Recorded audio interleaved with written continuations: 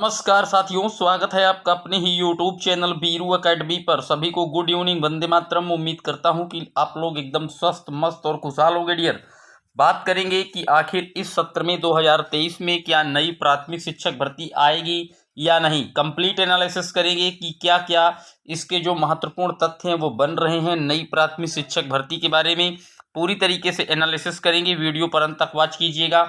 कोई सवाल आपका रह जाता है कमेंट बॉक्स में मेंशन कर दीजिएगा, वीडियो को लाइक कर दीजिए, शेयर कर दीजिए। डियर, जैसा कि आप जानते हैं कि विगत 5 वर्षों से प्राथमिक शिक्षक भर्ती उत्तर प्रदेश में आपको देखने को नहीं मिली है।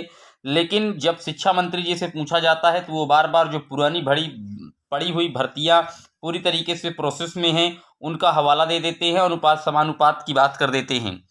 मैं आपको बता दूं, जो पुरानी भर्ती है 69,000 प्राथमिक शिक्षक भर्ती, उसमें 2 बड़े पेच हैं और जब तक ये सॉल्व नहीं होंगे हो सकता है कि सरकार नई प्राथमिक शिक्षक भर्ती ना दे, ऐसा सरकार का मानना है। लेकिन उसके पहले भी जो प्राथमिक शिक्षक भर्ती है वो किस तरीके से आ सकती है, इस पर पूरी तरीके से बात करेंगे। डियर, आपको बता दें, जो 69,000 शिक्षक भर्ती है उसमें 2 बड़े मामले हैं। एक पहला मामला है, 1 अंक वाले जितने साथी हैं उनको जल्द से जल्द नियुक्ति पत्र देना चाहती है सरकार, क्योंकि ऐसा हाई कोर्ट का आदेश है। माननीय सुप्रीम कोर्ट में भी यह मामला गया था और सुप्रीम कोर्ट ने हाई कोर्ट के डिसीजंस को सही मानते हुए 1 अंक से वंचित छात्रों को नियुक्ति पत्र देने की बात की थी। लेकिन उसी से जुड़ा हुआ एक मामला और है 6800 शिक्षक साथियों का, और उससे जो मामला है वो कहीं ना कहीं अभी हाईकोर्ट की सिंगल बेंच के द्वारा 6800 की जो साथियों की चयन सूची है, चयन प्रक्रिया है, उसको पूरी तरीके से रद्द कर दिया है। और कहीं ना कहीं जो आदेश है कि पूरी जो लिस्ट है वो रिवाइज्ड की जाए, रिव्यू किया जाए और फिर से नई लिस्ट 3 माह के अंदर बनाई जाए। तो इसको देखते हुए जो 69,000 में 1 अंक वाला मैटर था उसको नियुक्ति देनी थी, तो सरकार अवमानना सरकार के ऊपर लगी है, क्योंकि कहीं ना कहीं 3 माह से ज़्यादा का समय हो गया तो उनको नियुक्ति नहीं दी गई थी। सरकार की तरफ से कोर्ट से 3 माह का समय उसके लिए और मांग लिया गया है, क्योंकि जो पूरी प्रक्रिया है 69,000 शिक्षक भर्ती का उसको रिव्यू कराना है।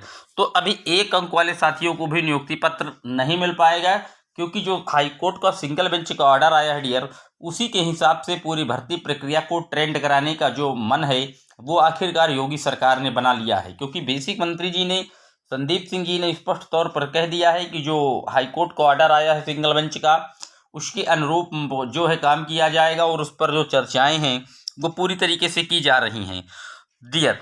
तो अभी इसके संदर्भ में आप जानते हैं कि लखनऊ में लगातार धरना प्रदर्शन चल रहा है 6800 शिक्षक साथियों का, और उसके बाद जो 27 मार्च होगा 6800 साथियों के द्वारा एक व्यापक आंदोलन किया जाएगा। क्योंकि उसके पहले कहीं ना कहीं छात्रों को ये उम्मीद है कि हो सकता है सरकार डबल बेंच चली जाए, लेकिन सरकार अभी डबल बेंच जाने के मूड में दिखाई नहीं पड़ रही है। 27 तारीख को 6800 साथियों का एक बड़ा कहीं ना कहीं महा आंदोलन है।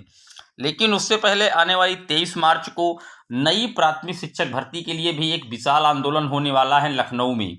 तो डियर, अब चूंकि सरकार का जो ध्यान है उससे ये जरूर होगा कि 23 मार्च में कुछ साथी ऐसे भी हैं जो नई शिक्षक भर्ती की मांग कर रहे हैं, सरकार की नज़र में ये आएगा। दूसरा, 6800 का मामला भी कहीं ना कहीं चल रहा है। 6800 का जो मैटर है वो ये हुआ है कि आरक्षण को सिर्फ एक बार देना है। जैसा कि जो साथी सुपरटेट में कैटेगरी का आरक्षण ले चुके हैं वो अपनी कैटेगरी में रहें, ऐसा हाईकोर्ट का डिसीजन दिया गया है। और वहाँ पर जो टीईटी है उसको कहीं ना कहीं उसको दोहरा आरक्षण नहीं माना गया है, क्योंकि जबकि टीटी में जो क्वालिफाइंग मार्क्स होते हैं वो ओबीसी एससी के लिए 82 है और जनरल के लिए 90 हैं। क्यों नहीं माना गया है? क्योंकि सरकार के द्वारा ये स्पष्ट तौर पर कह दिया गया है हाई कोर्ट के द्वारा सरकार को कि वो सिर्फ एक क्वालिफाइंग मार्क्स है, वहां से नियुक्ति प्रक्रिया में कोई असर नहीं पड़ता, ना उसके अंक जोड़े जाते हैं निश्चित तौर पर। लेकिन सुपरटेट के अंक जोड़े जाते हैं, तो इसलिए सुपरटेट में जिनको कैटेगरी का लाभ मिल चुका है आरक्षण का, वो आप कहीं ना कहीं यूआर में नहीं लिए जाएंगे, बल्कि उनको उन्हीं की कैटेगरी में रखिए जो जिस कैटेगरी में कहीं ना कहीं रिजर्वेशंस का लाभ प्राप्त किया है।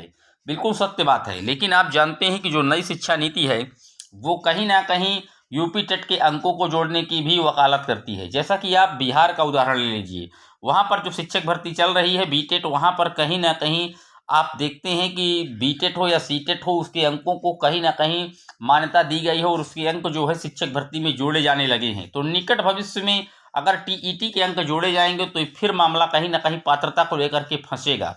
तो सरकार ये भी एक मन बना सकती है कि हो सकता है इस मामले को, चूंकि लोकसभा का चुनाव बेहद नजदीक आ रहा है, अगर 6800 मामला और 69,000 शिक्षक भर्ती का जो मामला 1 अंक वाला है, ये सॉल्व नहीं होते हैं तो सरकार एक नई प्राथमिक शिक्षक भर्ती का रास्ता निकाल करके और जो फैला हुआ विवाद है इसको समाप्त करने की कोशिश भी कर सकती है।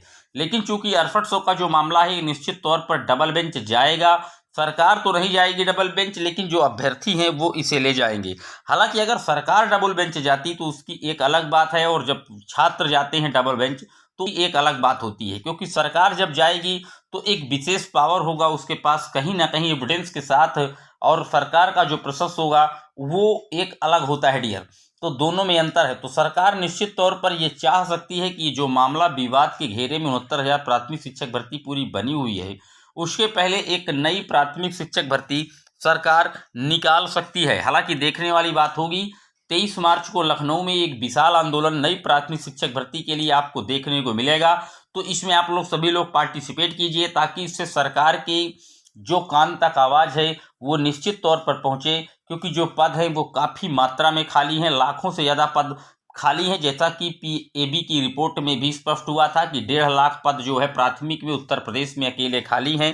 पीएबी की रिपोर्ट हो, आप 51,112 पद का जो हलफनामा है सुप्रीम कोर्ट के द्वारा दिया गया इन शिक्षक साथियों के द्वारा, या आप कह सकते हैं जो योगी सरकार इसने खुद स्पष्ट तौर पर लिखित जो सबमिशन है वो दिया है सुप्रीम कोर्ट में 51,112 पदों का। उसके बाद पिछले 5 साल से हर वर्ष 10 से 12,000 जो हमारे शिक्षक साथी हैं वो रिटायरमेंट हो रहे हैं। तो 1.5 से 2 लाख जो प्राथमिक में पद हैं वो पूरी तरीके से रिक्त हैं।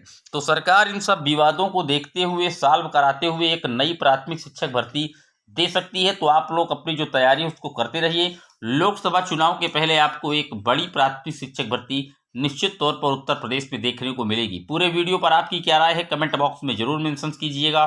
कोई सवाल रह गया है छोड़ दीजिएगा। फिर मिलेंगे एक और अपडेट में, तब तक के लिए जय हिंद जय Bharat, love you guys, Vande Mataram.